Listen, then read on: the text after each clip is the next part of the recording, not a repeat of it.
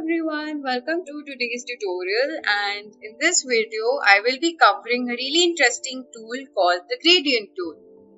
So the gradient tool, what it does is that it helps you blend two entirely different colors into your shape, right? So if you've made any pattern or any type of illustration, you can use the gradient tool to make your overall artwork more aesthetically pleasing, right? So let me show you how that's done, and let's create a new document. So for this video, I will be using this A4 size document, which is 21 centimeters by 29.7 centimeters. The orientation is portrait. And I will give a name to my document, gradient tool.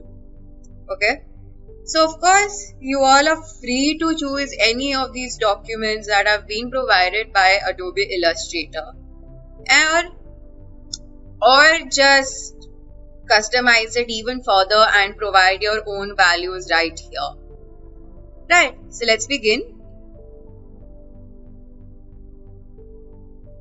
Okay. So before I start with the gradient tool, I would also like to remind you all to make sure that the Essential Classic option has been switched on. Then only you will be able to see all these tools right here. So the Essential Classic option is available right here on this drop down box below. Right, so the gradient tool looks like this. It's on the left hand side of your panel on your screen. The shortcut key for this tool is the letter G. So let's start by making our shape first. So I'll click on the rectangle tool and make a really big square like that. Okay. So by default, the fill of my shape is white and the stroke, which is the outline, is black. Right. So now let's fill it in with a gradient. So we go to the gradient tool right here and this box pops up. Right, so we'll be first working with the linear gradient. So by default, when you click on the linear gradient or the gradient slider, you can see by default white and black gradient has been chosen, and automatically it also gets updated inside your shape. But I don't want my gradient to be white and black, right? So let's change the colors. First, let's change the white. I click on the white button and this color palette opens up.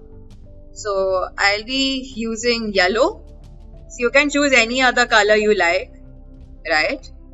And let's click on the black and let me choose purple. And that's it. So as you can see, as you choose your colors, the gradient tool inside that square shape also gets updated. So over here on this gradient slider, you can play around with the gradient as well.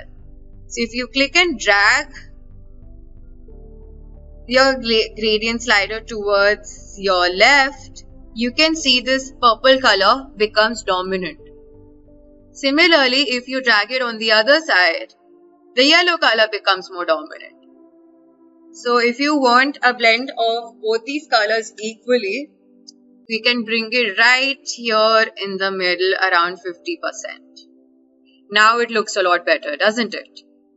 So of course, we can also play around with the angles as well. Instead of the gradient going from left to right, we can make it move in different angles.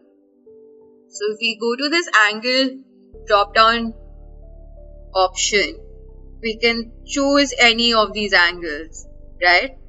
So if we choose 45 degrees, we can see that the gradient now moves from this corner and goes all the way up to this other corner like that in a diagonal manner. Similarly, if we choose minus 45 degrees, the same thing happens but in a different corner like that. So of course, feel free to play around with these angles or provide your own angles right here. So if we click on 120 degrees, it goes somewhere in the middle portion right here on the side and goes all the way up. Like that.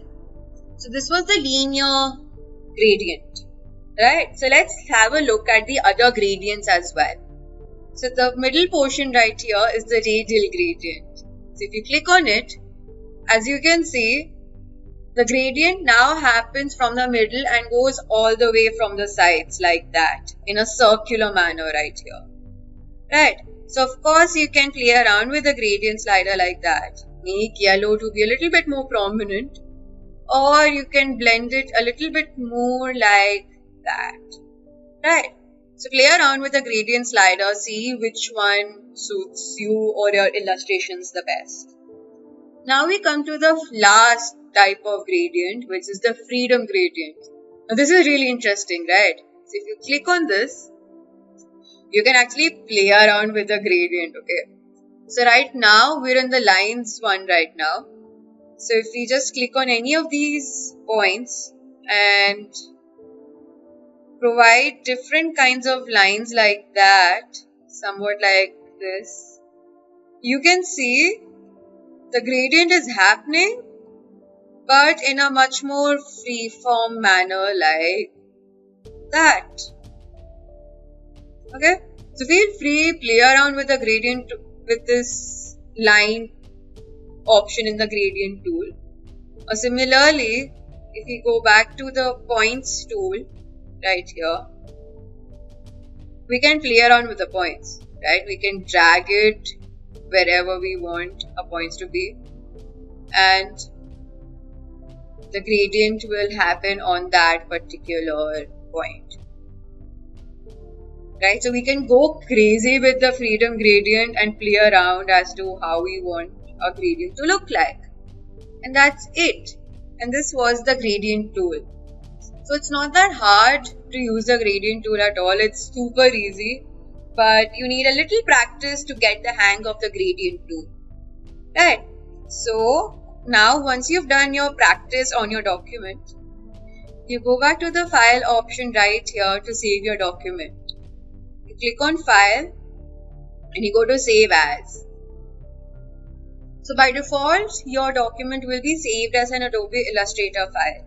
I highly recommend that you first save your file in this format, so that in case if you have to make any changes in your document, you can easily access the original document instead of making a new document repeatedly. Right? This will save you a lot of time. So now once it's saved, you can also save it in a PDF format by clicking on this drop-down box below and clicking on Adobe PDF and click on Save. That's it. And lastly, you can also save it in a JPEG format by going back to the File option, going to Export and clicking on Export As. And now you can easily save your document in the JPEG format and just click on Export. And that is it. So now I come to the end of this video. I hope you found this video to be useful and keep practicing. Thank you for watching.